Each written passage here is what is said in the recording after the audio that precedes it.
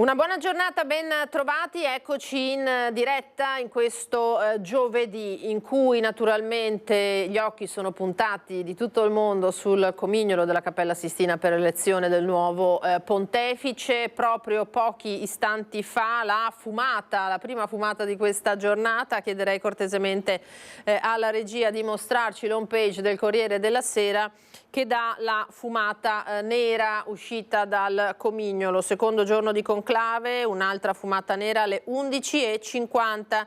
Il cardinale Re che ha detto: auspico la bianca per stasera. Tra l'altro proprio su questo ci collegheremo più tardi dal territorio, in particolare da Schiavon, provincia di Vicenza, con i colleghi già operativi per raccogliere quella che è l'attesa, la speranza naturalmente nei confronti di un'eventuale elezione del cardinale Pietro Parolin, nativo proprio di Schiavon. Ma c'è da segnalare anche che per i bookmaker, dunque gli scommettitori rispetto all'esito di questo conclave, a quanto pare il cardinale Luis Antonio Tagle, di cui si fa tanto parlare in queste settimane dopo la scomparsa di Papa Francesco, come uno dei favoriti all'elezione al soglio pontificio, ecco, Tagle stavolta sia rispetto al testa a testa col cardinale Pietro Parolin dato finora, venga considerato favorito in questo frangente. Vedremo l'evolversi della giornata naturalmente, poi parleremo nello specifico proprio di pontificato. Adesso torniamo alla cronaca di casa nostra di questi ultimi giorni, perché tiene banco l'indagine tuttora in corso in maniera molto intensa rispetto all'omicidio a Castelfranco Veneto la notte di sabato del ventenne Lorenzo Cristea. Siamo all'esterno della discoteca del complesso Baita al Lago, appunto in via Pagnana. Ieri mattina in carcere si sono svolti gli interrogatori di garanzia dei due ragazzi italo-marocchini accusati entrambi di omicidio volontario e di tentato omicidio, perché sappiamo che oltre all'uccisione purtroppo del ventenne ci sono stati anche dei ragazzi feriti, chi in maniera anche molto grave. I due giovanissimi, 19 e 22 anni appena, sono rimasti in silenzio davanti al GIP. Per loro è stata confermata la custodia in carcere. Trovato intanto ieri in un fossato vicino al luogo dell'omicidio un secondo coltello che gli inquirenti ritengono essere stato usato quella sera. È durato pochi minuti l'interrogatorio davanti al giudice Marco Biagetti, al pubblico ministero Giulio Caprarola che coordina l'inchiesta sul delitto. I due giovani sono accusati di omicidio volontario aggravato, tentato omicidio, lesioni volontarie rissa aggravata e porto di armi, nella fattispecie un coltello. Badr Rouaji, 19 anni, e Ta Bennani, 21, si sono avvalsi della facoltà di non rispondere. La complessità della situazione non ci consente di capire effettivamente come si siano svolti i fatti, visto appunto che vi sono parecchi soggetti e che si tratta di una situazione appunto non chiara ancora nella dinamica. Bennani, spiegano gli avvocati, è provato. Noi siamo fiduciosi circa la possibilità di dare una lettura adeguata alla vicenda così complicata, anche per quello che è successo prima rispetto all'accadimento di poi, perché è evidente che sono molto significativi da un punto di vista difensivo eventuali episodi di provocazione. I due ragazzi restano in carcere, mentre i carabinieri continuano le indagini per chiarire i contorni di questa tragedia. Intanto all'interno di un fosso in via Pagnana, poco distante dal parcheggio, dove sono stati fermati due soggetti arrestati, è stata trovata la seconda arma bianca. Si tratta di un coltello da cucina con una lama lunga 10 cm. L'oggetto, nascosto dalla vegetazione, è stato individuato grazie all'utilizzo di un metal detector. È stato sequestrato e sarà sottoposto ad accertamenti tecnici presso il RIS di Parma nei prossimi giorni. Mentre in queste ore vengono passati a setaccio i social alla ricerca di eventuali altri video. Non solo, ma si sta cercando di capire come i 2 arrestati, che non hanno la patente, abbiano raggiunto la discoteca Playa Beach Club di Castelfranco Veneto. È chiaro che è un po' inverosimile che siano arrivati a piedi in quel luogo, ma non è escluso, quindi non possiamo escluderlo a priori. Al momento non abbiamo trovato mezzi di locomozione che potessero giustificare o potessero, come dire, fare in modo di farci capire che loro sono arrivati con quel mezzo lì. L'aggressione è avvenuta nel parcheggio, 3 fendenti inferti a Lorenzo Cristea, addirittura 6, di cui uno potenzialmente mortale, ad Alessandro Bortolami, il 22enne di Zero Branco, rimasto per 2 giorni in pericolo di vita e che è stato trasferito in queste ore nel reparto di chirurgia all'ospedale di Castelfranco. Fondamentale è il video in mano alla procura consegnato da un automobilista di passaggio. Immagini che cristallizzano quei momenti tragici. Tutto quello che da un punto di vista investigativo e poi chiaramente probatorio può essere utile, noi siamo qui per accoglierlo, quindi chiunque dovesse avere video, foto, qualcosa che ci dia la possibilità di fare ancora più luce su questo fatto è pregato appunto di consegnarceli. E siamo stati anche a Montebelluna, presso le famiglie e le abitazioni dei 2 arrestati, poche parole, sono chiusi nel silenzio e naturalmente nell'angoscia per quello che ora, a cui vanno incontro ora i 2 ragazzi. Da una parte quindi c'è il dolore naturalmente delle vittime e dall'altro lo sconcerto delle famiglie dei 2 giovani che sono stati arrestati. Uno in realtà è in Italia come richiedente asilo, l'altro è nato a Montebelluna. Il dirigente scolastico proprio di quest'ultimo, del 19enne Badr Rouaji, parla del giovane e del fatto che quella sera in discoteca c'erano anche alcuni compagni di classe del ragazzo. Badr Rouaji, 19 anni, frequenta l'Istituto Einaudi di Scarpa a Montebelluna. Il dirigente lo descrive come un giovane problematico, soprattutto quest'anno. Quella sera in discoteca erano presenti anche alcuni compagni di classe di Badr. Quest'anno ha cominciato a non frequentare più con una certa regolarità, nell'ultimo mese entrava sempre con ritardo, insomma, dal registro elettronico si vedono appunto questi episodi e aveva 7 note disciplinari che riguardavano soprattutto un aspetto di insofferenza verso la disciplina, verso le insegnanti donne in questo caso. Però insomma, ieri abbiamo fatto anche il consiglio di classe che era previsto della sua classe e i docenti sono chiaramente molto colpiti da quello che è successo, anche perché non pensavano che si potesse arrivare a tanto. Anzi, sono andati a fondo della questione, hanno cercato di capire anche la dinamica di quello che era successo, visto che qualche ragazzo della stessa classe era presente quella sera alla discoteca. E quindi insomma un po' i racconti sono girati. Forse i compagni presenti in discoteca potranno chiarire, se possibile, cosa abbia scatenato tanta rabbia da portare Badr e Bennani ad aspettare fuori le vittime. Il 19enne è descritto come un ragazzo che fin da giovanissimo aveva più di qualche difficoltà. Badr era anche compagno di classe mia figlia alle medie, per cui in qualche modo insomma, abbiamo avuto modo di conoscerlo, di capire chi è. Diciamo che era un ragazzino già alle medie, come diceva mia figlia, arrabbiato, diciamo che faceva parte di quel gruppo di ragazzini di seconda generazione, stranieri di seconda generazione, che si trovava a dover in qualche modo lottare per integrarsi all'interno della classe. Nella classe ora la disperazione dei ragazzi. Nell'abitazione di Badr Rouaji nessuna voglia di parlare. Al citofono risponde un cugino del giovane. Poche parole. I genitori non ci sono, dice. Ora hanno altro da pensare. I genitori stanno più male dei genitori che hanno avuto il morto. Quindi in questo caso non mi sembra caso specialmente in questo momento che è abbastanza delicato. Poco distante alla casa dell'altro giovane arrestato con la medesima accusa, quella di Taha Bennani, 21 anni. I vicini parlano del ragazzo, increduli di fronte a tanta violenza. Tu quando lo vedevi un ragazzo tranquillo, non è un ragazzo tranquillo? Sì. E avete sentito invece? Lavora anche con suo fratello, quando lo conosco, sempre lavorato. Ogni tanto vi parlavate? No, salutiamo, basta che lontano. E di quanto è accaduto vi ha sconvolto un po' la cosa? Ho sentito oggi, proprio oggi, dalla sua cosa, quello che è successo. Cioè, mi sembrava strano, un bravo ragazzo. Non avreste mai detto, insomma? No. Ragazzi incensurati che mai avevano dato problemi fino a quel drammatico giorno quando sono arrivati in discoteca armati di coltello, poi un litigio all'interno del locale e la resa dei conti fuori nel parcheggio. I miei ragazzi hanno inseguito i due giovani di origini marocchine e li hanno fermati, ma tutto è accaduto a 800 metri dal locale. Così il titolare della discoteca Playa Beach Club, intervistato dal nostro Nicola Marcato. Il locale rimarrà chiuso fino al giorno del funerale, ci ha annunciato.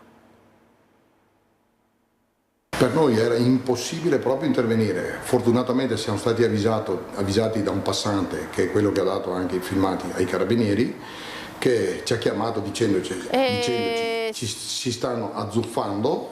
I nostri ragazzi sono partiti in 3 su una macchina, 3/4, e sono partiti, sono andati su a 800 metri a cercare di sistemare questo, perché nessuno mai pensava di trovare quello che si è trovato davanti, penso, i miei ragazzi. Quando sono arrivati sul posto i bodyguard, i ragazzi aggrediti erano saliti sulle auto per portarsi in ospedale, dove poi è morto Lorenzo Cristea, 20 anni, di Trebaseleghe. Tutto è iniziato all'interno del locale dove, spiega il titolare, c'era stata una discussione. Non sono neanche arrivati ad zuffa, si sono solo a parole, e penso che non eravamo pronti nessuno a niente, perché non c'era nessun presagio. Sono stati portati fuori, allontanati, sì, andiamo via, andiamo a Jesolo, andiamo a fare un giro a Jesolo, e sono andati via. Basta, e dopo ci siamo trovati con questa situazione più tardi. Ma i ragazzi, Badr e Bennani, non si sono allontanati di molto, sono rimasti lì ad attendere l'uscita dell'altro gruppo. Dopo la tragedia, i due sono fuggiti, inseguiti dai bodyguard. Mi dicono che siano nascosti in mezzo dei cerchi in Baita al Lago, dentro la Baita al Lago, ecco, si erano nascosti dentro un parcheggio interno della Baita al Lago. I nostri ragazzi sono andati torno fino a che li hanno trovati. Sulla questione del coltello il titolare precisa che tutti i giovani vengono controllati all'entrata.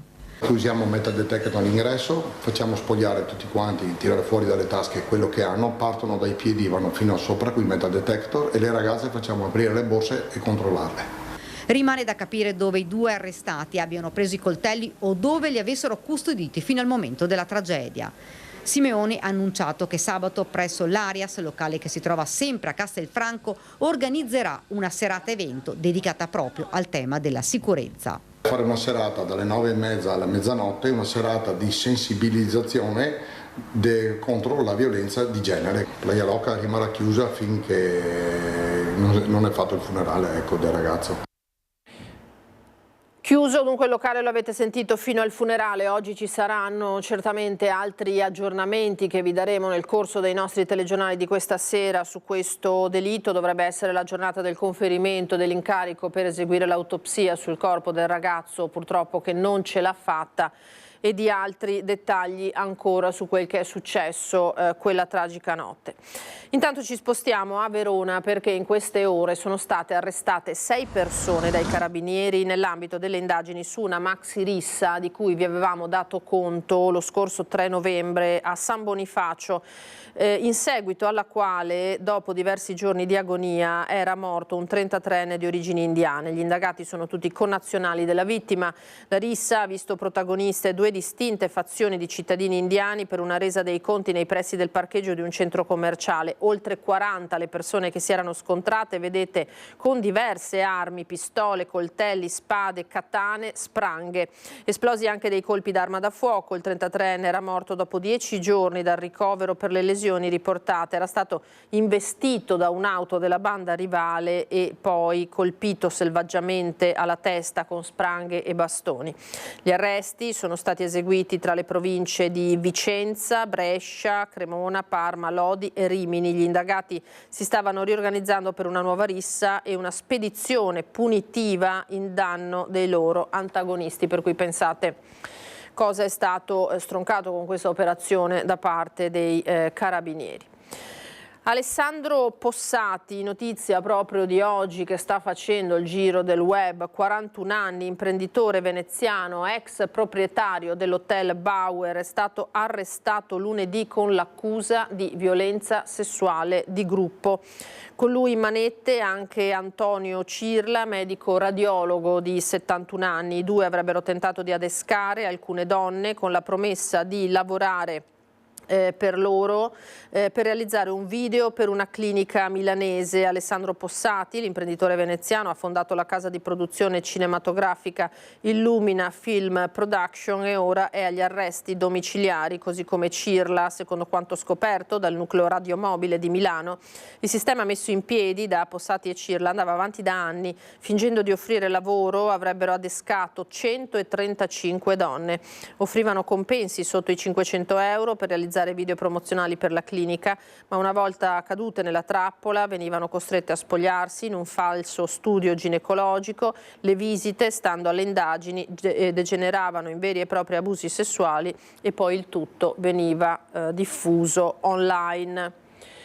Allora vediamo, tra poco ci andiamo a collegare da Treviso con la nostra Marta Marangon. È pronta Marta, che ha un appuntamento insieme a Nicoletta Rizzetto relativo alle devianze purtroppo che riguardano proprio i giovani, e la vedo in diretta con il dirigente dell'ufficio scolastico regionale Marco Bussetti. A te, buongiorno Marta, la linea. Sì, buongiorno Lina, a te e ai telespettatori che ci stanno seguendo da casa. Siamo all'interno di un'aula dell'Istituto Luzzati Riccati di Treviso, dove questa mattina si stanno presentando i risultati dell'osservatorio provinciale sul disagio giovanile, sulle dipendenze. Sono molti i temi che sono stati affrontati e che si stanno tuttora affrontando nel corso del convegno, al quale sono stati invitati a partecipare i dirigenti dei vari istituti scolastici della provincia. Un'indagine dalla quale emergono tutta una serie di dati, alcuni dei quali particolarmente significativi ed anche allarmanti. Qui con me il direttore dell'ufficio scolastico regionale, dottor Marco Bussetti. Un'indagine, quest'ultima, che pone Treviso e la sua provincia come apripista a livello nazionale di un lavoro che si vuole fare coinvolgendo le scuole e coinvolgendo le famiglie per cercare soprattutto di prevenire questi fenomeni. È un lavoro bellissimo che è stato realizzato, è un lavoro che però disegna una situazione che tutti noi percepiamo, però era necessario anche definire nei contorni in maniera precisa, e che finalmente mette insieme, fa squadra e sistema tutte le istituzioni che sono interessate al mondo della formazione e dell'educazione dei nostri giovani. Per cui io veramente ho avuto il piacere enorme di poter condividere questa giornata insieme al questore, insieme alle forze dell'ordine in generale, e ascoltare da loro parole importanti, perché anche loro comprendono il ruolo che devono esercitare insieme alla scuola per poter aiutare i nostri dirigenti scolastici, che oggi sono presenti tutti, affinché si arrivi a ottenere dei risultati importanti, perché questi dati chiaramente assumino forme e sostanza diverse. Purtroppo i recenti fatti di cronaca che hanno coinvolto la provincia di Treviso, ma non solo, l'intera regione, stanno dimostrando una situazione sempre più di difficoltà da parte dei ragazzi, che in alcuni casi addirittura sfocia in episodi gravissimi di violenza. In questo senso, l'abbiamo sentito anche dalle forze dell'ordine che sono intervenute questa mattina, che cosa si può fare per prevenire e soprattutto che cosa può fare la scuola per intercettare queste situazioni prima che appunto si verificano questi episodi così gravi. Beh, certo, ci saranno tutta una serie di indicatori che verranno comunque condivisi con la scuola in base all'esperienza che si sta vivendo su un fenomeno che non è chiaramente di questa provincia o di questa regione, ma si diffonde a livello nazionale, lo leggiamo sulla cronaca quotidianamente. E sicuramente, come diceva lei prima, Treviso diventa apripista perché parte da un lavoro di ricerca strutturato e ben organizzato, che potrà permettere ai nostri istituti, rispetto alle diverse tipologie anche di grado di scuola, di poter prevedere e quindi iniziare un'attività che aiuti i ragazzi a non cadere in certe situazioni. Ecco, fondamentale, è stato detto quest'oggi, oltre alla scuola anche il lavoro sulle famiglie, e anche in questo gli insegnanti e i docenti possono fare molto. Certo, la cosa più importante da fare è ascoltare. Credo che bisogna ritornare a parlarci, a a manifestare i propri problemi, ad ascoltare le persone, a comprendere i disagi che a volte si vivono nella vita quotidiana, proprio per sostenere il lavoro che le nostre famiglie hanno e svolgono quotidianamente con i loro figli. Ecco Lina, questo quindi quanto sta emergendo nel corso del convegno in corso al Luzzati di Treviso. Restituisco la linea allo studio. Grazie a Marta Marangone, a Nicoletta Rizzetto che è con lei, grazie naturalmente al dottor Bussetti per questo contributo. Tante volte non c'è la percezione della gravità di quello che si fa. Prima di parlare del conclave, adesso andremo a Schiavon tra pochissimo, vi leggo questa notizia che l'ANSA batte da poco. Deridono sui social una pattuglia della polizia locale uscita di strada mentre stava inseguendo una vettura postando e commentando un video. Il sindaco ha deciso di denunciare gli autori di questa derisione. Accade a Montecchio Maggiore, comune del Vicentino, dove il 31 marzo appunto una vettura della locale impegnata in un inseguimento era finita fuori strada. Un ciclista aveva filmato la scena con lo smartphone, pubblicando il video sulla pagina Facebook Sei di Montecchio Se e accompagnandolo con frasi sarcastiche. Si è preso una denuncia. Dispiace constatare, afferma il sindaco Silvio Parise, che mentre la locale svolge il proprio dovere per tutelare la sicurezza, vi sia chi si permetta di deridere pubblicamente anche con frasi offensive l'operato delle forze dell'ordine. E qua stiamo parlando probabilmente di persone adulte e non aggiungiamo commenti. Allora andiamo a Schiavon, paese natale del cardinale Pietro Parolin, uno dei favoriti a quanto pare in questo conclave, ma c'è grande interpretazione, grande attesa, speranza in tutto il Veneto naturalmente di avere nuovamente un pontefice della nostra terra. Ci colleghiamo in diretta con Monica Smiderle che si trova a Schiavon. Che aria si respira a Schiavon, Monica? C'è stata la fumata nera, per ora un nulla di fatto. Sì. Buongiorno a te Alina, buongiorno a tutti i nostri telespettatori. In questo momento mi trovo nel centro di Schiavon, proprio di fronte alla casa dove il cardinale Pietro Parolin è nato. È questa la casa, siamo al civico 43 di via Roma.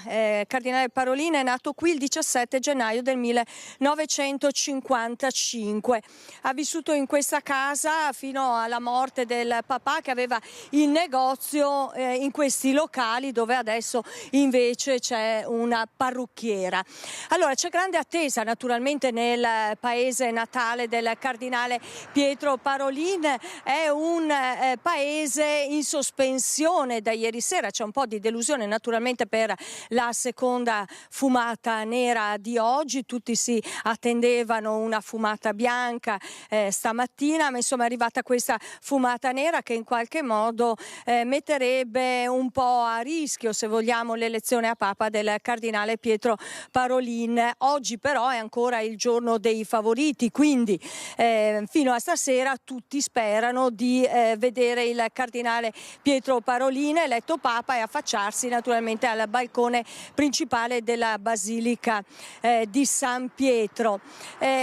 Pare che qualcuno sia già partito per Roma, queste sono indiscrezioni. È un paese sicuramente in sospensione, sicuramente che virtualmente si stringe al suo Don Piero, perché qui continuano a chiamarlo Don Piero nonostante sia cardinale, sia stato anche segretario di Stato durante il pontificato di Papa Francesco. Sicuramente un incarico molto molto importante che lui ha rivestito egregiamente dal 2013. Per tutti continua ad essere Don Piero. Ci dicono, ci rispondo alla domanda: ma se diventerà Papa lei come lo chiamerà? No, io continuerò a chiamarlo Don Piero oppure direttamente Piero, perché per noi rimane comunque quel bambino che dentro questa casa quando era piccolo giocava e si divertiva a celebrare la messa, giocava alla messa costringendo anche gli amici a fare i chirichetti. Questo insomma insomma è quello che ci raccontano. È un paese, vi dicevo, in sospensione, è un paese anche, se vogliamo, in religioso silenzio, perché il sindaco Simone Dell'Ai ha deciso di non rilasciare interviste fino alla fumata bianca. Abbiamo contattato telefonicamente anche il parroco Don Luciano Attorni e contattato anche il parroco emerito che continua a vivere qui a Longa, nella frazione di Schiavon, a un paio di chilometri da questo punto. E anche loro, insomma, preferiscono in questo momento rimanere in silenzio e attendere la fumata bianca, nella speranza ovviamente che la fumata bianca porti all'elezione del cardinale Pietro Parolin. Cardinale Parolin che si è presentato in conclave con un pacchetto di voti di circa 50 voti, ne servono 89 per diventare Papa, quindi insomma all'appello mancherebbero questi 40 voti che potrebbero forse arrivare oggi pomeriggio, punto di domanda. Naturalmente siamo tutti con gli occhi puntati verso quel comignolo che spunta dalla Cappella Sistina. A te Lina, se ci sono domande siamo a disposizione. Grazie Monica per questo collegamento. Allora, in attesa di fare altri passaggi proprio su questo tema, chiederei alla regia se è possibile vedere la scheda che la redazione di Bassano del Grappa ha preparato proprio relativamente al cardinale Pietro Parolin, segretario di Stato e quindi figura anche diplomatica estremamente importante. Vediamolo. Hanno tutti esperienze internazionali alle spalle i 4 cardinali veneti che partecipano al conclave. Il veronese Claudio Gugerotti, 70 anni, è stato in servizio diplomatico in Georgia, Armenia, Azerbaigian, Bielorussia e Ucraina ed è prefetto del Dicastero per le Chiese orientali. Scaligero è anche Mario Zenari, 79 anni, nunzio apostolico in Siria e già inviato in Africa e presso organismi internazionali. In Cile è stato il bassanese Fabio Baggio, scalabriniano di 60 anni, tra gli ultimi porporati scelti da Papa Francesco. È sottosegretario del Dicastero per il Servizio dello Sviluppo Umano Integrale, dove si occupa di migranti e rifugiati e dei progetti speciali. Il curriculum diplomatico più consistente ce l'ha il cardinale Pietro Parolin, fino al 21 aprile segretario di Stato. Nato a Schiavon nel 1955, è entrato a 14 anni nel seminario di Vicenza. Il padre Luigi, deceduto quando lui aveva 10 anni, gestiva un negozio di ferramenta e vendeva macchine agricole. La madre Ada Miotti, scomparsa lo scorso agosto, era maestra elementare. Dopo gli studi alla Pontificia Università Gregoriana ha svolto servizio diplomatico per la Santa Sede dal 1 luglio 1986, in particolare nelle rappresentanze pontificie di Nigeria e Messico e in segreteria di Stato nella sezione per i rapporti con gli Stati, di cui è diventato sottosegretario nel 2002. A metà degli anni 90 si è adoperato anche nella missione ecclesiastica seguita alla guerra civile del Ruanda. Esperto di area mediorientale del continente asiatico, Parolin ha lavorato per tessere le relazioni tra Santa Sede e Vietnam e per rilanciare il dialogo tra israeliani e palestinesi. Dal 2009 per 4 anni è stato nunzio apostolico in Venezuela, dove si è impegnato per la giustizia sociale e la lotta alla povertà e alla delinquenza.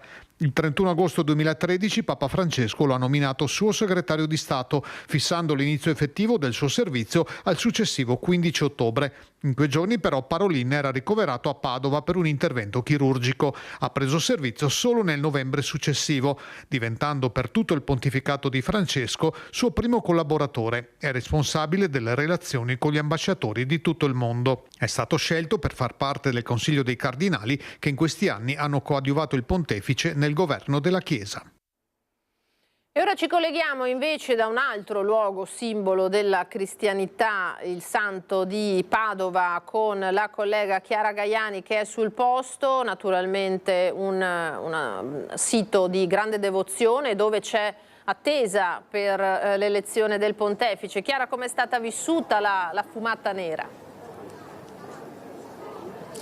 Lina, buongiorno ai telespettatori. Ovviamente c'è delusione, anche se molti dei pellegrini che avevamo incontrato prima e che poi vi faremo anche sentire ci dicevano che non aspettavano in realtà per questa mattina la fumata bianca e quindi il nome del nuovo pontefice. C'è un legame speciale che lega la Basilica di Sant'Antonio a San Pietro, alla Santa Sede al Vaticano, perché ricordiamo questa basilica è una delle basiliche pontificie e c'è un delegato pontificio, Monsignor Diego Giovanni Ravelli, che tra l'altro è stato proprio lui, insomma, ieri pomeriggio l'abbiamo visto, penso tutti, a decretare l'extra omnes, perché è proprio incaricato delle celebrazioni in Vaticano. Ti dicevo, questo legame speciale quando ci sarà l'elezione del futuro pontefice, le campane di Sant'Antonio della Basilica suoneranno a festa, tra l'altro insomma c'è proprio anche la bandiera bianca e gialla proprio del Vaticano sopra alla Basilica del Santo. Ti dicevo, pellegrini e devoti che sono entrati in tanti con un pensiero a quanto sta accadendo in queste ore all'interno della Cappella Sistina, un pensiero, un'invocazione allo Spirito Santo che viene ripetuta anche durante tutte le celebrazioni liturgiche che si susseguono all'interno della Basilica del Santo. Allora, con il collega Andrea Benetti abbiamo raccolto le voci di alcuni pellegrini, di alcuni fedeli proprio qualche minuto fa, ve le proponiamo, poi la linea può tornare allo studio. Avete detto una preghiera per il nuovo pontefice? Sì, sicuramente. Lei pensa che possa già esserci qualcuno, ha qualcuno che le piacerebbe di più? Guardi, no, io prego solo, lascio che faccia lo Spirito Santo. Pensa che ci sia qualcuno in pole position? Si parla del Veneto Parolin. No, non penso questo. Penso che sia, appunto, come diceva mia moglie, lo Spirito Santo al lavoro. Sì. Siete stati davanti alla televisione ieri sera, quelle 2 ore lunghissime? Un pochino sì. Pensava che ce l'avesse? No, pensavo di no, ma era così vivere insieme questa esperienza, anche se lontani. Pensa che il Papa sarà italiano? Ah, che sarà italiano? È da tanto tempo che non c'è, spero, sì. Lei in chi pensa, insomma? No. Tifa per qualcuno? No, non lo dico, non dico niente perché non si può mai sapere.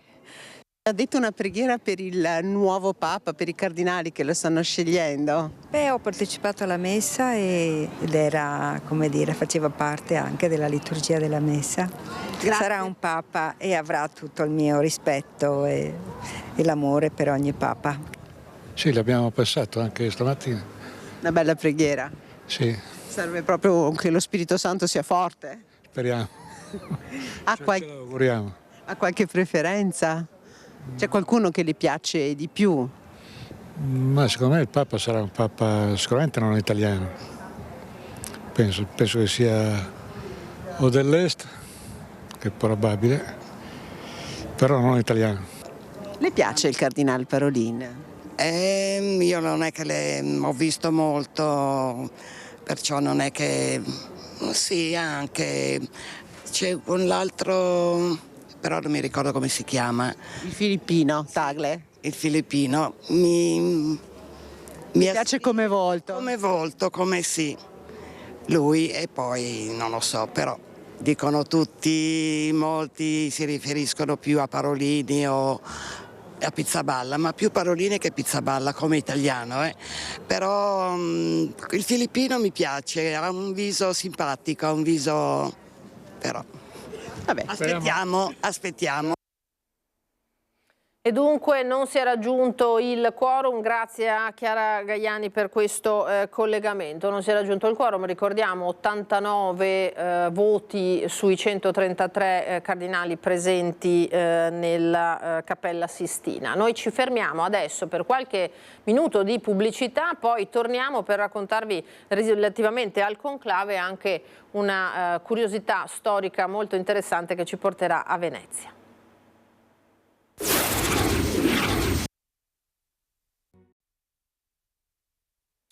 E allora ritorniamo in diretta con la nostra prima edizione in questa giornata speciale naturalmente per il mondo, perché si guarda al conclave di Roma, ma anche per il Veneto, perché tra i favoriti, lo sappiamo, c'è il cardinale Pietro Parolin, vicentino di Schiavon. Abbiamo visto poco fa l'aria, abbiamo sentito l'aria che si respira attraverso la nostra Monica Smiderle, che è proprio da Schiavone, era in diretta davanti l'abitazione in cui è nato il cardinale Pietro Parolin. La fumata serata delle 11:50 è stata nera, quindi per questa mattina nulla di fatto. Il conclave riprenderà poi nel pomeriggio con la eventuale fumata delle 17:30 e poi la fumata, che sia nera o bianca, delle 19. Vedremo come procederà.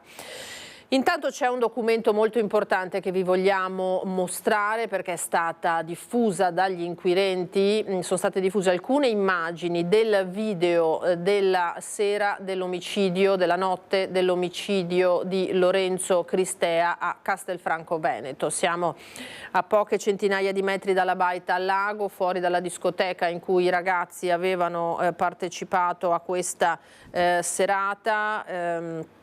Si vedono, ecco, in questa immagine si vedono, non sono chiaramente visibili i volti, vedete, di questi ragazzi, non sono riconoscibili, ma si vede uno dei momenti in cui da destra, io direi, uno dei ragazzi sta per scagliare probabilmente un fendente e gli altri cercano di difendersi. Deve essere uno dei momenti in cui appunto sono usciti i coltelli che sono stati usati poi per ferire i ragazzi. Sappiamo che il video è stato ripreso da un automobilista di passaggio in via Pagnana quella notte ed è uno degli elementi chiave che gli inquirenti stanno utilizzando per ricostruire la drammatica dinamica della rissa di quella sera, rissa aggravata, è una delle accuse che riguarda tutti i partecipanti a quella brutale rissa di quella notte.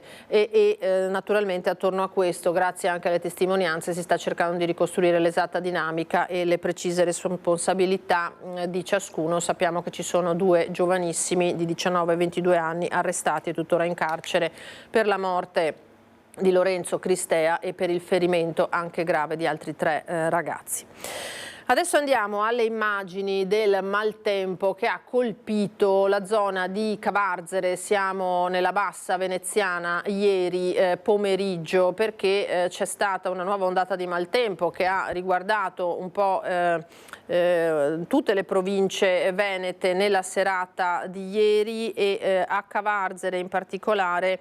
Sono stati oltre 50 gli interventi che hanno dovuto eseguire i vigili del fuoco per la bomba d'acqua che ha colpito nel pomeriggio di ieri in particolare la frazione di Bosco Chiaro. Vedete le immagini. Le operazioni di soccorso hanno visto coinvolti i vigili del fuoco del distaccamento locale, supportati da squadre inviate dal comando di Venezia, dotate di motopompe carrellabili e di operatori SAF, vale a dire speleo alpino fluviali, specializzati in soccorsi in ambito difficile. Gli interventi hanno riguardato soprattutto l'evacuazione di persone bloccate dall'acqua, allagamenti di cantine, garage, appartamenti, oltre alla rimozione di ostacoli per la circolazione. In volo anche l'elicottero Drago 154, mobilitato per soccorrere una persona rimasta intrappolata in auto a causa dell'acqua alta, che è riuscita successivamente a mettersi in salvo autonomamente. Quindi sempre più frequenti purtroppo questi fenomeni estremi, lo vedete, che colpiscono anche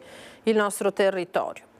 Avevano percepito fondi del PNRR per organizzare corsi di formazione. 2 aziende dell'Alta Padovana sono state segnalate dalla Guardia di Finanza di Cittadella. Erano stati finanziati con oltre 100.000 euro del PNRR percepiti nel 2022, 2023 e 2024 come crediti di imposta, i corsi che nella realtà 2 aziende dell'Alta Padovana non avevano mai fatto frequentare i propri dipendenti. La scoperta grazie a un'indagine della Guardia di Finanza di Cittadella, che ha analizzato i registri presenze e gli attestati di partecipazione forniti, trovando irregolarità confermate dalle dichiarazioni di alcuni dipendenti che questi corsi non li hanno mai fatti. A una delle 2 aziende operante nel settore della fabbricazione della carta è stata contestata anche l'irregolarità nella percezione di un finanziamento erogato da una società a partecipazione statale per l'importante somma di 385.000 euro. Il finanziamento è stato revocato. Iniziato in tribunale a Padova il processo nei confronti di una maestra di Monselice accusata di aver maltrattato un alunno autistico, pensate che le era stato affidato, e spunta anche un video. Vediamo se riusciamo a vedere il servizio. Qualche istante.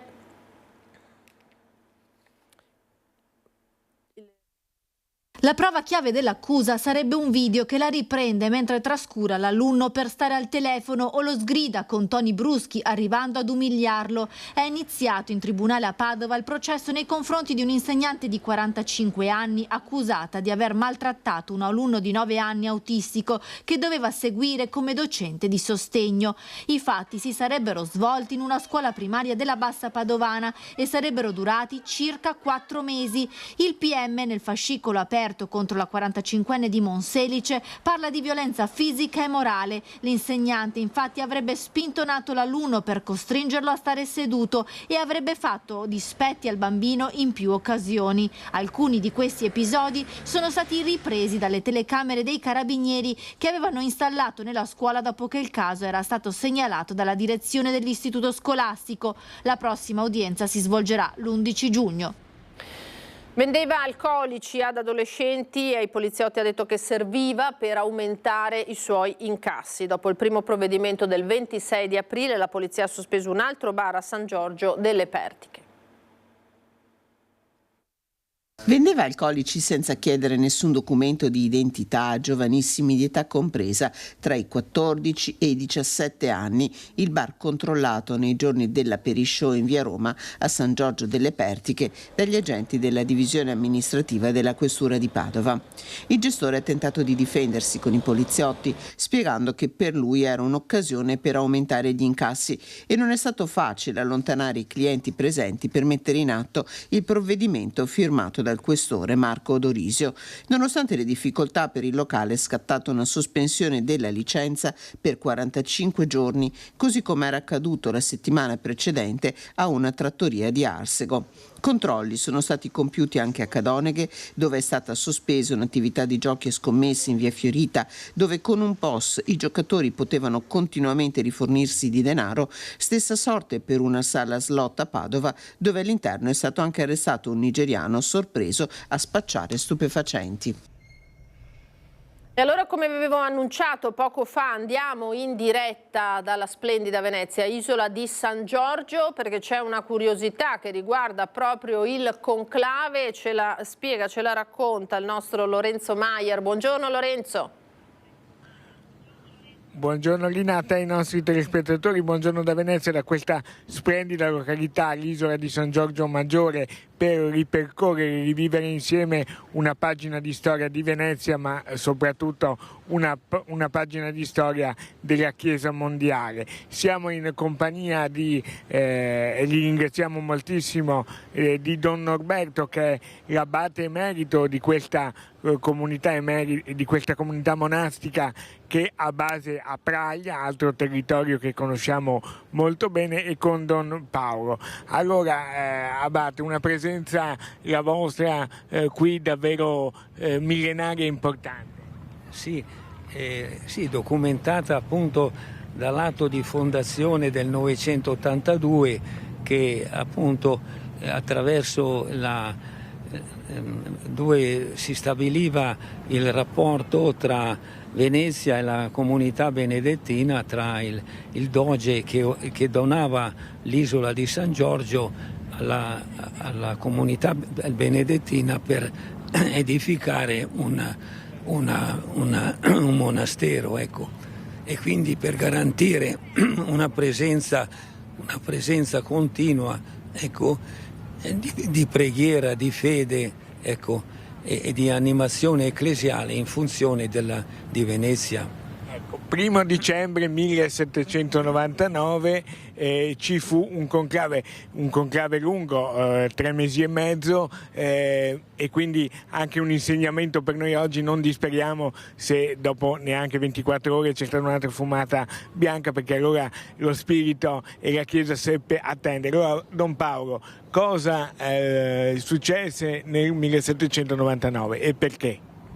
Allora, Roma era stata occupata dalle truppe francesi e lo Stato Pontificio si era dissolto, e nell'agosto del 99 Papa Pio VI era morto in Francia in prigionia, e appunto i rivoluzionari francesi pensavano che lui sarebbe stato l'ultimo Papa della Chiesa.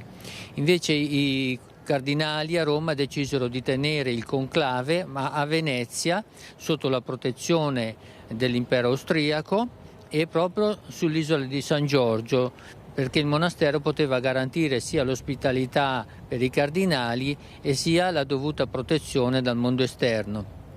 Così il conclave ebbe inizio appunto il 1 dicembre del 1799 e si concluse il 14 marzo del 1800 con l'elezione del cardinale Barnaba Chiaramonti, un monaco benedettino cassinese, quindi dello stesso nostro ordine. Quindi il conclave venne proprio qui dove siamo adesso?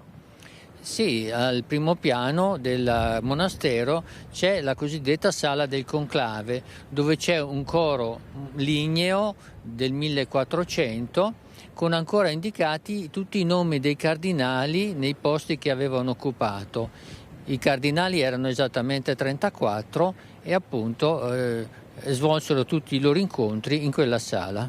Questa sera vi porteremo alla scoperta anche nel nostro TG di questa sala. Oggi la presenza monastica dei benedettini continua. Com'è la vostra giornata? La giornata del monaco è scandita dalle varie ore di preghiera indicate nella regola di San Benedetto, scritta più di 1500 anni fa. Quindi le ore di preghiera sono 7, dalla veglia mattutina fino alla compieta che conclude la giornata di preghiera e lavoro del monaco, seguita appunto dal grande silenzio, dopo il quale è vietato praticamente ancora disperdersi in conversazioni e il monaco si deve ritirare nella sua cella per dedicarsi allo studio o alla preghiera personale. Padre Abate, abbiamo qui alle nostre spalle una chiesa straordinaria. Certo, è un luogo di fede, ma soprattutto è un faro per tutto il mondo, perché attraverso il turismo, attraverso i rapporti sociali, culturali, spirituali, ecco, è un centro di grande riferimento, ecco. È una sorgente di grazia, è una sorgente di fede. E poi oltre alla sala del conclave avete anche qualche ricordo dell'epoca, qualche testimonianza di questo evento? Sì, Papa Pio VII, per ringraziare la comunità, volle donare una serie completa di candelabri grandi e piccoli molto preziosi che sono stati restaurati recentemente. Ecco, e poi abbiamo il documento di tutta la cerimonia di incoronazione del Papa che ha avuto luogo sempre qui a San Giorgio, proprio nella nostra basilica. Ecco, e poi nella vostra giornata, oltre alla preghiera, chiaramente voi vi dedicate anche per esempio un po' alla coltivazione degli ortaggi? Abbiamo un bell'orto e un bel giardino che per la verità affidato più ad altre persone, a un personale esterno, perché noi personalmente ci dedichiamo più allo studio e all'ospitalità, sì. Perché qui è una parte importante anche per l'ospitalità a Venezia. Sì, infatti con il giro di turisti che c'è, i turisti registrati su quest'isola annualmente dovrebbero essere circa 100.000, quindi anche questa è una immagine della nostra Venezia. Come state vivendo? E poi vi lasciamo alle vostre impegni, vi ringraziamo davvero per la pazienza e per la disponibilità che avete avuto questa mattina. Come state vivendo questa attesa del nuovo pontefice? Ma molto tranquillamente, pregando perché appunto lo Spirito Santo possa ispirare il Collegio Cardinalizio a fare la scelta migliore. Sì, nella preghiera e nella comunione ecclesiale è un momento forte per percepire la realtà del corpo di Cristo proprio come espressione di una unità e di una fede che anima e percorre la storia a partire da quel mistero pasquale che abbiamo celebrato di recente. Ecco, e qui si percepisce proprio, ecco, il cuore e il pulsare della vita della Chiesa. Questo vorrei chiedervi, che mi è venuto in mente, Papa Francesco, cosa vi ha colpito del suo carisma e se quando è venuto qui a Venezia avete avuto modo di partecipare a qualche momento? Beh, abbiamo partecipato alla celebrazione in piazza San Marco con tutti ed è stato veramente un momento bellissimo di comunione con tutta la Chiesa universale. Anche eravate condivisa. Lida, se non hai domande ti restituirei la linea e vi do appuntamento a questa sera per davvero scoprire una straordinaria pagina di storia insieme a tutti voi. Grazie a Lorenzo Maier, grazie ai tuoi ospiti. Sì, davvero siamo tutti in attesa di capire se sarà effettivamente la giornata giusta. Abbiamo visto il Cardinale Re che ha auspicato la fumata bianca per questa sera. Questo, diceva anche la nostra Monica Smider, le potrebbe in qualche modo favorire un'eventuale possibilità di salita al soglio pontificio del Cardinale Parolin, cosa che tutti ci auguriamo. Naturalmente il Veneto guarda con attenzione a questa elezione con grande speranza. Noi torniamo alla cronaca.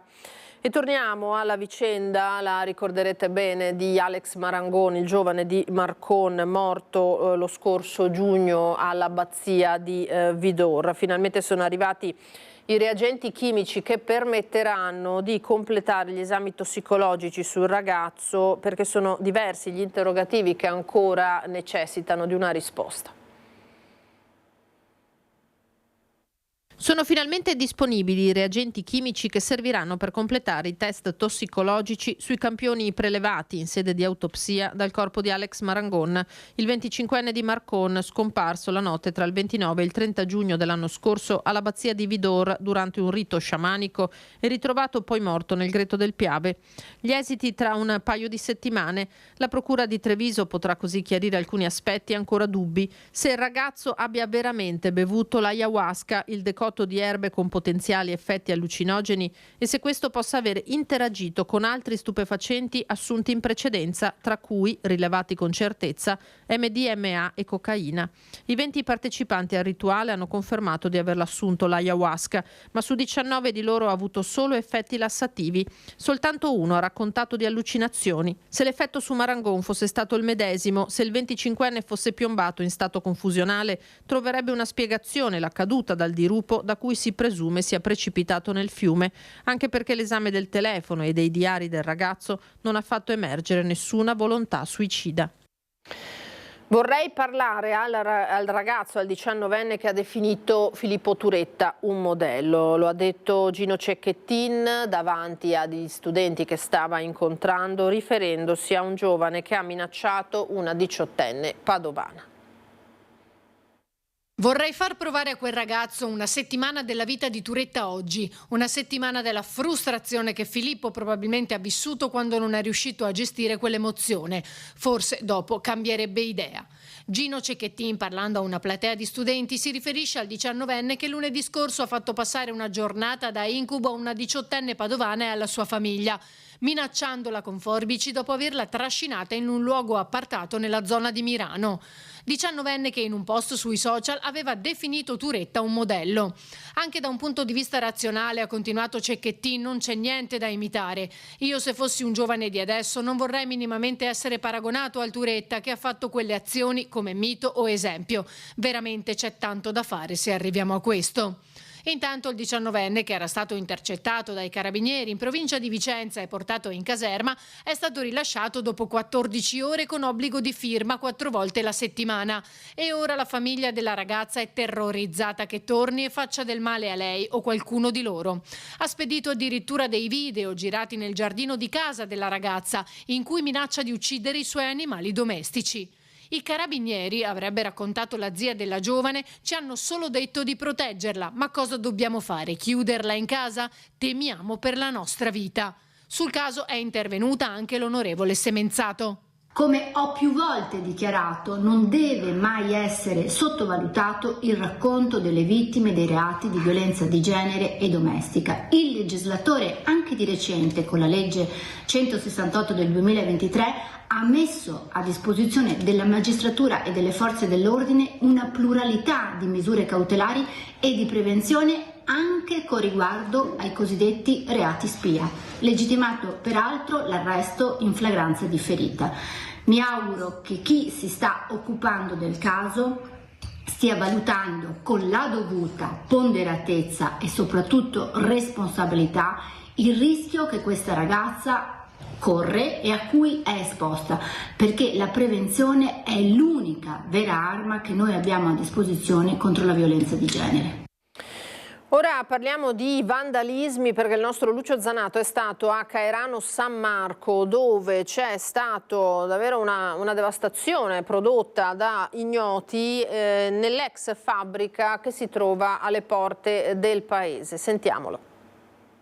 Sì, mi trovo a Caerano di San Marco, all'esterno di una delle fabbriche storiche di questo comprensorio insieme alla Sanremo, ovvero la Mondiale, quella che è stata una grande fabbrica calzaturiera. Perché mi trovo qui? Perché ieri nel tardo pomeriggio c'è stata, si sono introdotti dei vandali all'interno di questa struttura ormai chiusa da anni. A darne notizia la consigliera regionale Silvia Rizzotto, che è di famiglia, appunto questa è un'azienda di proprietà della famiglia Rizzotto, che ne ha dato notizia attraverso i social, e dicendo proprio: perché entrare in una proprietà privata, rompere tutti i vetri, distruggere tutti i sanitari dei bagni, giocare con gli estintori, rompere cavi e contatori e vandalizzare tutto quello che trovate, la noia. Perché? Perché ieri nel pomeriggio c'è stata questa entrata di vandali molto giovani, a quanto pare, che hanno distrutto tutto all'interno di questa struttura. Una struttura, come diciamo, conosciutissima non solo da parte della gente di Caerano, ma anche di quanti percorrono questa strada, perché è proprio alle porte del paese, prima della chiesa.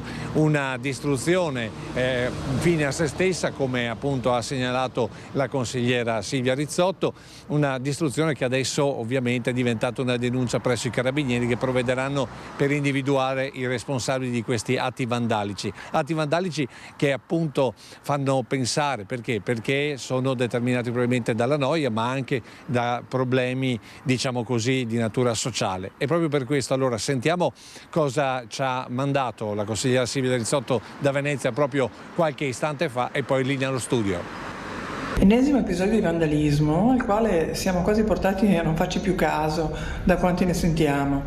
I giovani, la futura generazione, che saranno gli adulti di domani, che oggi, per passare il tempo fra amici, entrano nella proprietà privata di qualcuno, vanno a vandalizzarla, a distruggere tutto quello che trovano, non hanno rispetto per ciò che non è loro. Ma d'altra parte, come vediamo anche dai notizie dei quotidiani, non hanno rispetto neanche per la vita degli altri, girano coi coltelli, non si fanno neanche scrupoli ad ammazzare dei loro coetanei per futili motivi. Questo deve far riflettere, deve far preoccupare molto in che società ci troviamo e che futuro avranno i nostri giovani, perché se questa è l'educazione che hanno, che non hanno, dobbiamo veramente preoccuparci tutti. Questo è l'episodio, dunque, grazie al nostro Lucio Zanato. Ci fermiamo per qualche altro istante e torneremo per parlare, tra l'altro, anche di alpini.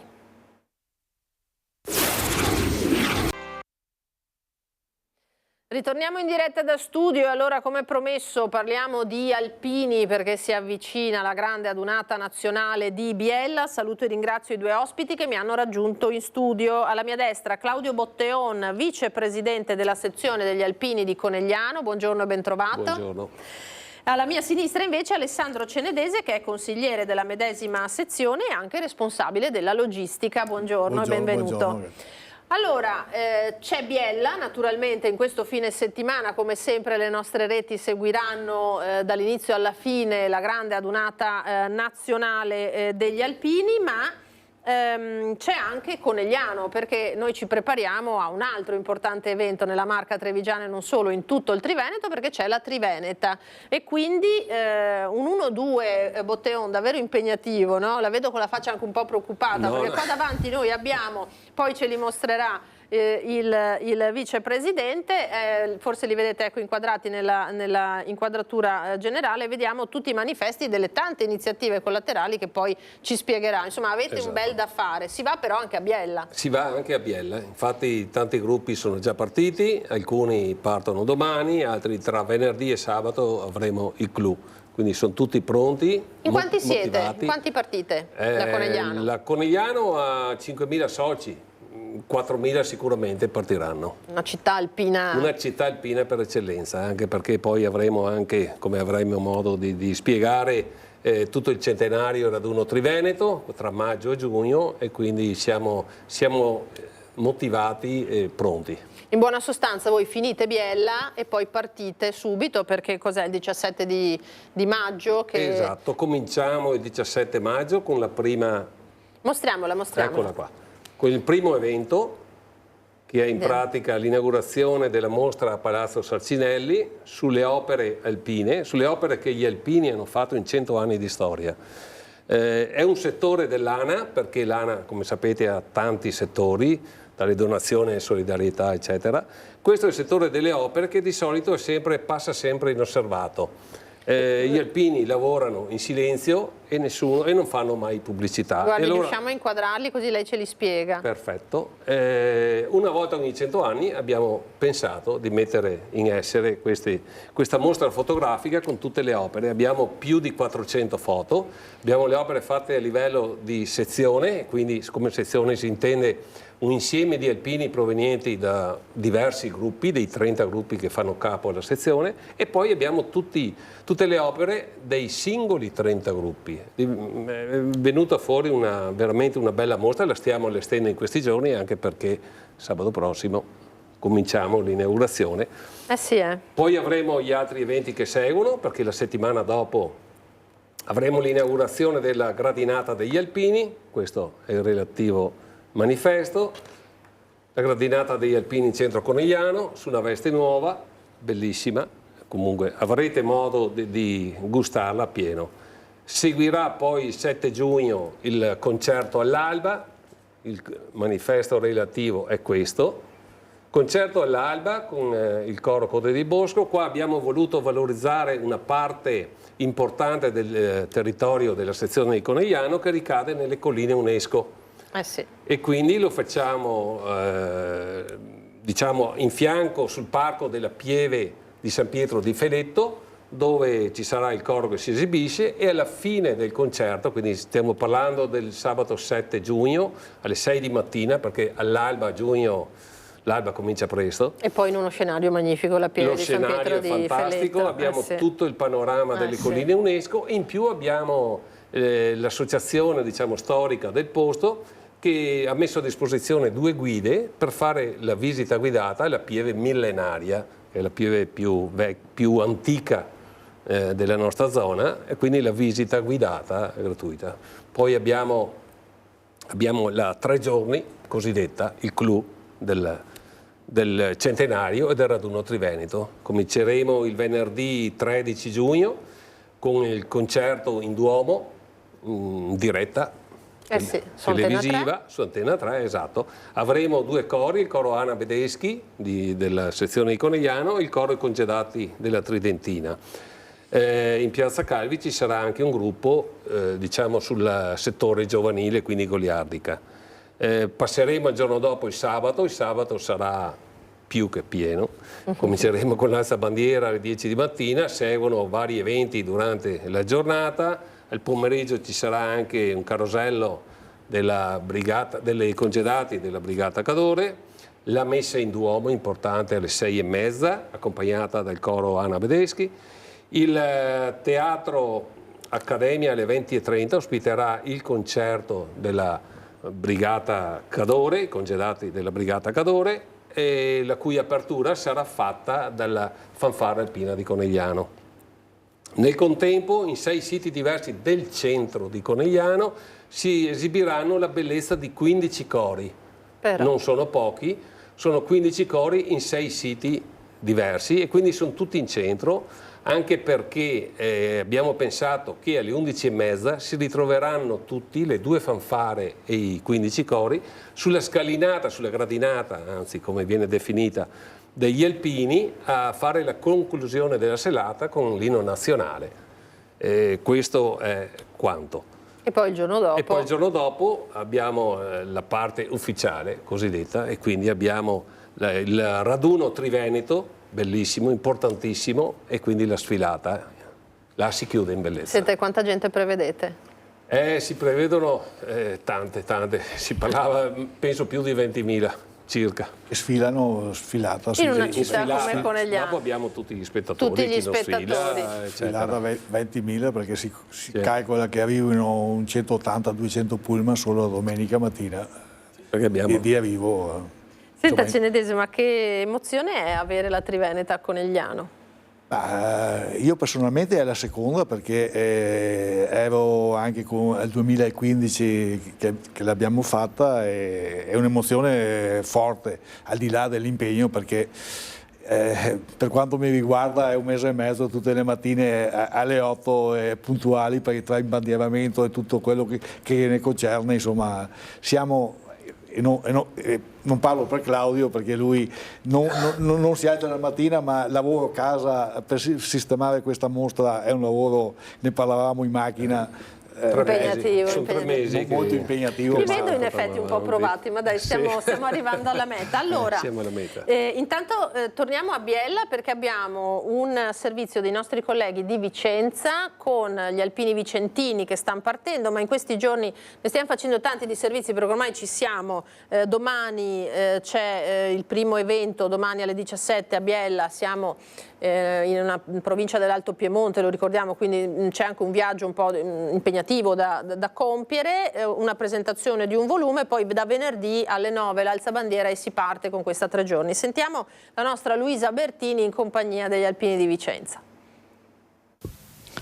Tutto è pronto per la partenza verso Biella, anche i vicentini si preparano, siamo in compagnia con il presidente ANA Monte Pasubio, Lino Marchiori. Che cosa si sta facendo in questi giorni di preparativi e di prima partenza?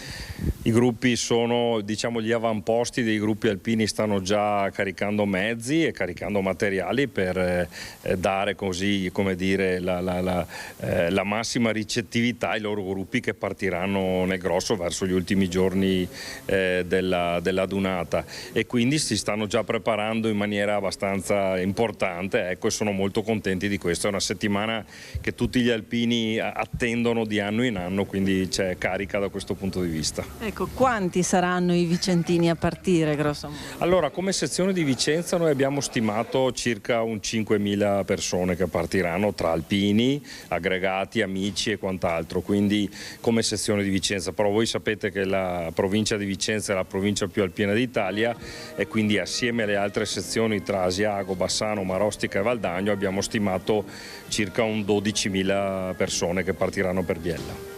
Ecco, quali sono le emozioni a distanza di un anno dalla adunata che è rimasta un po' storica, come adunata storica, così è stata definita, si passa al testimone? Sì, le emozioni sono particolari perché si vive pensando all'anno scorso, sembra quasi impossibile che sia trascorso un anno, però diciamo che il carico che avevamo di responsabilità e di accoglienza di tutti gli alpini d'Italia a Vicenza è venuto meno perché abbiamo passato il testimone a maggio del 2024 a Biella, passando la stecca si carica anche un bello zaino di responsabilità e di peso, quindi quest'anno andremo a goderci la dunata. Quella dell'anno scorso ce la siamo goduta, ma secondo me se la sono goduta di più quelli che sono venuti da fuori e che hanno potuto godere la provincia e la città di Vicenza e lo spirito di accoglienza che hanno gli alpini.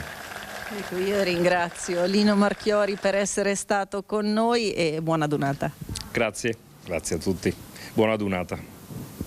E allora questo è il fronte vicentino, insomma tutti in partenza. Alpini abbiamo detto che vengono sempre bene accolti nelle città in cui si svolge la dunata, è un grande evento con tanti significati senza dubbio.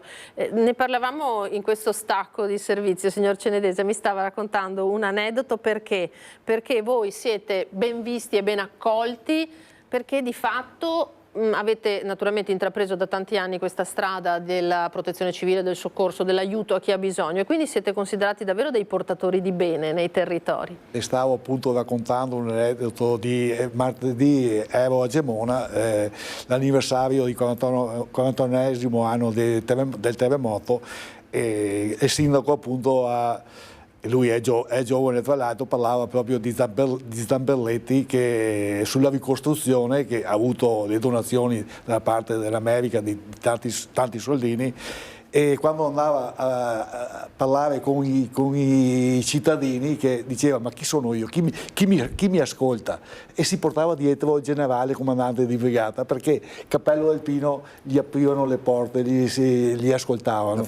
E appunto ricordo, e anche il nostro Fabio Chies in tante occasioni nomina sempre recente del Covid, della pandemia, certo, che diceva, per consegnare le mascherine, a chi mi sono rivolto? Degli alpini, perché gli alpini vedono un cappello alpino, ti aprono le porte. Per noi insomma è sempre un motivo di... Ne avete fatti tra l'altro di sforzi enormi in questi anni, no? Sì. Anche per non acquisire naturalmente, ma per confermare questa credibilità che c'è sempre stata nei confronti, certo, degli alpini. Anche un altro esempio da citare, ad esempio la colletta alimentare. Colletta alimentare, noi vediamo che quando vedono un cappello alpino la gente dà, i risultati ci sono, perché anche quest'anno abbiamo raccolto circa sotto i 300 quintali di merce, e non è poco perché si fa tutto in un giorno. Quindi la fiducia che, diciamo, questo simbolo trasmette alla gente si fa notare, si sente. Senta Paolo, allora le adunate hanno una doppia valenza, no? Allora intanto si dice sempre che le città in cui voi andate, quando ve ne andate, sono più belle e migliorate rispetto a quando arrivate, nel senso che ci sono anche tanti lavori, tanti interventi, tante piccole cose che gli alpini si impegnano a fare. Io mi ricordo Treviso, è stato davvero un bel segno vedere tutti questi alpini al lavoro un po' dappertutto. Domanda, sarà così anche a Conegliano? Conegliano ancora meglio, giochiamo in casa. Prevedete anche lì qualche lavoretto, qualche cosa collaterale alla Triveneta? Sì, abbiamo appunto la gradinata degli alpini, e questo è un grande lavoro che stiamo facendo, che la sezione sta organizzando, oltre a tutti gli eventi, diciamo, collaterali, ma questo è un grande lavoro. È il vostro simbolo in città. È il nostro simbolo, esatto, anche perché questo qua è un simbolo in centro città che rimane per sempre. Quindi già la gradinata è intitolata agli alpini, in più eseguire quest'opera ben fatta e ben curata da architetti, non da gente comune, anche perché ormai ci avvaliamo sempre di professionisti, anche noi, e quindi vogliamo lasciare un segno tangibile di quello che è il nostro passaggio. Certo, parlavate di bandiere prima, chi è che mi diceva che ne state attaccando parecchie? Diciamo che uno si accorge che c'è la dunata, sì, no? Anche venendo giù, stiamo attraversando il ponte sul Piave, cioè è un spettacolo, veramente. Solo 80 bandiere solo sul ponte, è un colpo d'occhio veramente bello. Ne abbiamo già messe su più di 2500, ne abbiamo ancora qualcuna. Proprio oggi ci sono 2 squadre che stanno mettendo il tricolore attorno a tutti gli alberi che ci sono, partendo da Borgo Marona, arrivando sul viale Speranzon, che è davanti all'ospedale. Verrà tutto quel viale, verrà circondato del tricolore, e lunedì 19 inizieremo appunto a mettere giù i pavesi sulle strade, che sarebbero quelle bandierette che vengono messe appese sopra. E sarà insomma una Conegliano tricolore. Perfetto, nel frattempo appunto c'è Biella, che aspettative avete dalla dunata di Biella? Grosse aspettative, anche se la città non è grande, quindi non ha una grande, diciamo, capienza di accoglienza, però abbiamo riempito anche tutti i paesi attorno. So che tanti gruppi sono addirittura 15-20 km fuori della città, quindi la zona è stata invasa, tra virgolette, dagli alpini. Così la guarderete anche con l'occhio critico di chi sta preparando una Triveneta, o no?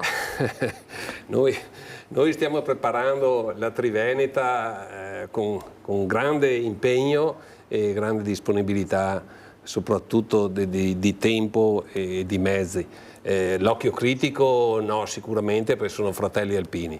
Quindi andiamo, apprezziamo e speriamo che gli altri apprezzino il nostro lavoro. Intendevo più che altro per raccogliere magari idee e suggerimenti, no? Da quel che vedrete intorno, perché è una città non tanto grande e siamo quasi lì. È una città appena più grande di Conegliano, quindi gli spunti servono sempre. C'è sempre da imparare. C'è sempre da imparare. Allora, ricordiamo, abbiamo detto Biella, c'è appunto un programma intenso, naturalmente anche lì, alza bandiera alle 9 del mattino in Piazza Duomo, quindi l'onore ai caduti, la prima sfilata, poi tutta una serie naturalmente di incombenze che voi ben conoscete, ufficiali, in serata le sfilate dei gonfaloni, discorsi di benvenuto del sindaco, il 10 poi il sabato l'incontro tra il presidente nazionale, le sezioni all'estero, le delegazioni militari stranieri, il lancio dei paracadutisti che non manca mai, anche molto spettacolare naturalmente, la Santa Messa, le varie sfilate e fino in serata con i concerti itineranti con cori e fanfare alpine, dicevamo un po' quello che farete poi voi a Conegliano, che è poi il momento della festa, insomma, diciamo. È il vero momento della festa alpina il sabato sera, perché dopo essersi impegnati durante i giorni precedenti, finalmente arriva il momento in cui si può festeggiare in compagnia. Ci sono i ritrovi di ex colleghi alpini, ritrovi tra gruppi gemellati, e quindi è un'aria di festa, in attesa anche della parte ufficiale che è il giorno dopo. Una cosa che ha dimenticato, che mi è venuto in mente in questo momento, è il sorvolo degli aerei sia per la gradinata degli alpini sia per la Triveneta. Esatto, abbiamo organizzato il sorvolo degli aerei storici della Fondazione Jonathan, che bello. Sia quando facciamo l'inaugurazione della scalinata degli alpini, che è il sabato 24, qui stiamo parlando alle 11, quindi 11:30 passeranno gli aerei, e la domenica durante la sfilata del Triveneto passeranno circa verso mezzogiorno con questi 3 aerei, quello il Triala del Barone Rosso, quello rosso appunto l'aereo di Baracca e l'altro degli anni 30, quello giallo. Quindi ci saranno questi sorvoli col fumo tricolore, perché noi il tricolore l'abbiamo dappertutto, anche nei divisori della mostra fotografica, lo vedrete, avrete modo di apprezzarlo. Ci saranno delle sorprese, comunque sempre positive. Allora, la nostra emittente sarà accanto come sempre agli alpini, insieme agli alpini, per le dirette, gli approfondimenti, le giornate di festa che ci attendono. Ricordiamo le date clou. Di Conegliano cominceremo sabato prossimo 17 con l'inaugurazione della mostra a Palazzo Sarcinelli, il sabato successivo 24 inaugurazione della nuova veste della gradinata degli alpini, il 7 giugno sulle colline UNESCO a San Pietro di Feletto concerto all'alba, poi abbiamo il concerto, cominciamo con la 3 giorni, quindi il venerdì sera concerto in Duomo, il sabato sera i vari concerti, esibizione della fanfara, delle 2 fanfare diciamo all'Accademia, e 15 cori nei 6 siti tutti in centro città. E poi la domenica la grande sfilata appunto. E invece che appunto Antena 3 trasmetterà in diretta con capitanata la squadra del nostro Lucio Zanato, sicuramente gli altri inviati degli alpini che ritroveremo tra l'altro anche a Biella, perché voglio ricordare a tutti che per questa 96esima adunata nazionale Antena 3 come sempre vi racconterà in diretta già da venerdì, primo giorno della grande festa, quindi da domani. Sabato si entra poi nel vivo, i collegamenti con i nostri inviati per tutti gli eventi della giornata. Alle 21 una prima serata dedicata agli alpini, poi domenica la giornata clou anche in questo caso, diretta dalle 7:30 del mattino, e per tutto il giorno il racconto dello sfilamento dell'80.000, pensate, penne nere, fino al passaggio della Stecca alla città di Genova, che è la prossima a ospitare la Dunata nazionale. 80.000 in una città come Biella, viene un po'... 80.000, sono più del doppio degli abitanti, di tutti gli abitanti. Sì, perché sono circa 40.000, neppure 40.000. Comunque sarà un'invasione pacifica, perché assolutamente, quando arrivano gli alpini l'invasione è pacifica, perché io ho visto ancora gruppi che sono alloggiati su spiazzi erbosi con sterpaglie, e quando vanno via è tutto falciato, tutto pulito, non rimangono immondizie, e quindi lasciamo sempre il nostro segno. È assolutamente il biglietto da visita degli alpini, questo, sia quando arrivano che quando se ne vanno. Allora, il tempo è finito, io vi ringrazio tantissimo, Claudio Botteon, vicepresidente della sezione alpini di Conegliano, per l'impegno anche che state mettendo nella organizzazione di questo nuovo evento, Alessandro Cenedese, consigliere responsabile della logistica della sezione sempre di Conegliano. Io devo ringraziare anche in regia Antonio Esposito e Simone Merlo. Vi ricordo dopo di noi il documentario Borgo Italia alle 13:34 e alle 14:21 il film inglese Ogni tuo respiro, un film drammatico da non perdere. Grazie come sempre per essere stati con noi, ci ritroveremo per i telegiornali di questa sera. Intanto a tutti davvero un buon pomeriggio, arrivederci.